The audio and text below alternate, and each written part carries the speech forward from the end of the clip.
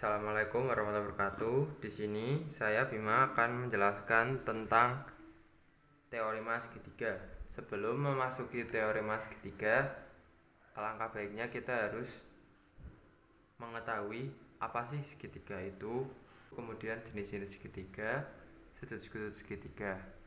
Jadi segitiga itu apa sih? Segitiga itu sebuah bangun datar yang memiliki tiga sisi yang saling terhubung. Itu menurut dari saya. Jadi segitiga adalah bangun datar yang memiliki tiga sisi, yang mana tiap sisinya saling berhubungan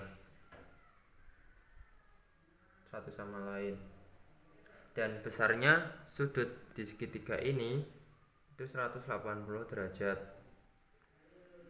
Kemudian kita kasih A, B, C. Sudut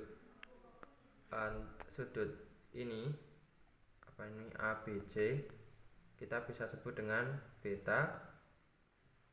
Kemudian sudut CAB atau BAC kita bisa sebut dengan alfa.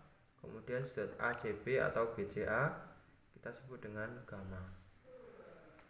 Nah, itu kan kita sudah tahu intermezzo.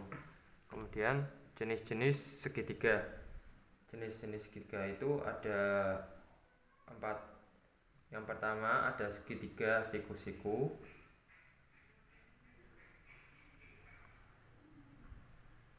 Kemudian segitiga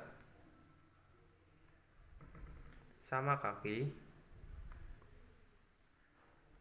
Kemudian segitiga sama sisi.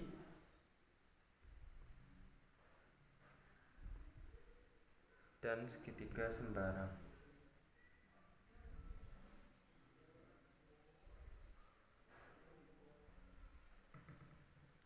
Nah, kemudian jika berdasarkan sudutnya itu ada segitiga tumpul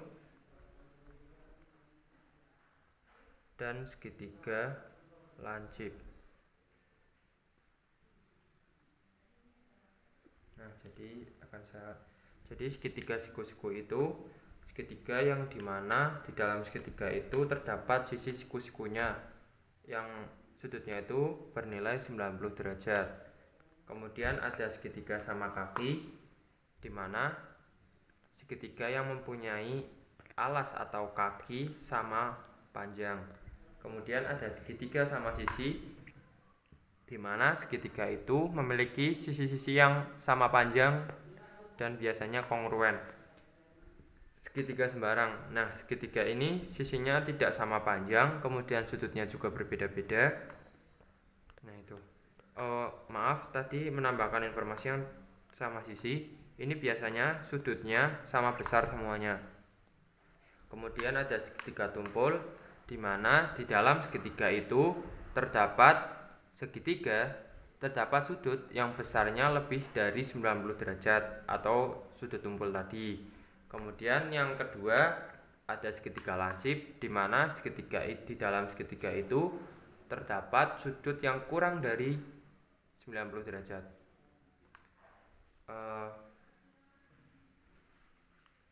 Saya akan gambarkan.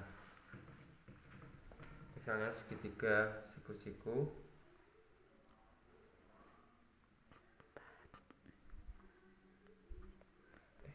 Langsung aja ya teman-teman. Ini seperti ini ada siku-sikunya. Ini segitiga siku-siku.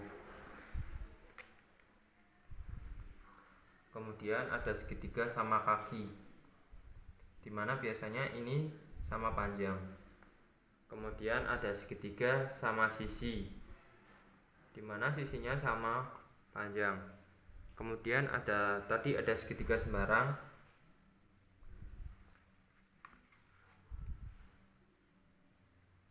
dimana antara sisi ini kita sebut dengan sisi A, sisi B, sisi C itu memiliki panjang yang berbeda-beda, dan kemudian pastinya sudutnya itu berbeda-beda. Kemudian ada segitiga lancip. Ini terdapat salah satu sudutnya itu bernilai kurang dari 90 derajat. Kemudian ada yang segitiga tumpul, di mana segitiganya ini terdapat salah satu sudutnya itu terdapat yang lebih dari 90 derajat.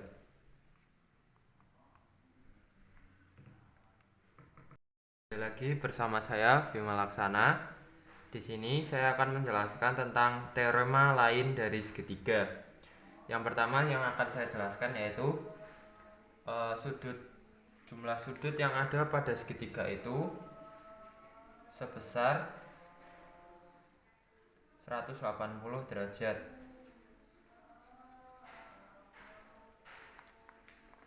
Ini sudah paten ya.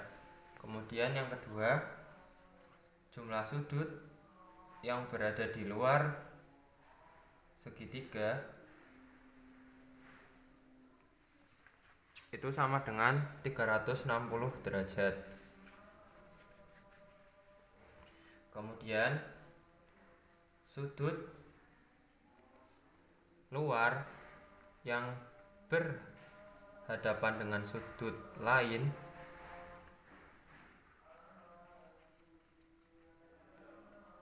itu bernilai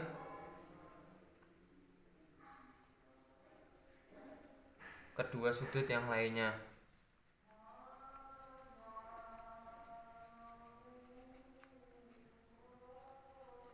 Sebentar. Jadi nanti saya akan terangkan yang teorema yang ketiga ini. Jadi kita misalkan saya punya segitiga sama kaki. Ini ada pelurusnya kan? Ini alfa, beta, dan gamma. Jadi gammanya kayak gini. Jadi ini betanya kan 90 derajat. Terus gammanya saya ambil 30 derajat, di sini 60 derajat. Ini kan sudut luar yang berpapasan dengan yang berhadapan dengan sudut lain. Ini sudut lain, ini sudut luarnya, ini sudut segitiganya. Ini kan berarti kita ambil X. X ini sama dengan, kan ini pelurus kan. Jadi 180 kurangi 120 kurangi 60. Sorry. Jadinya 120. Coba kita bandingkan dengan alfa, gamma dan beta. Kan berarti kan sama kan? 90 ditambah 30 sama dengan 120. Berarti kan sama, teorema ini benar. Kemudian teorema lain dari segitiga yang keempat, di mana bahwa sudut dari besar sudut dari alas segitiga sama kaki bernilai sama.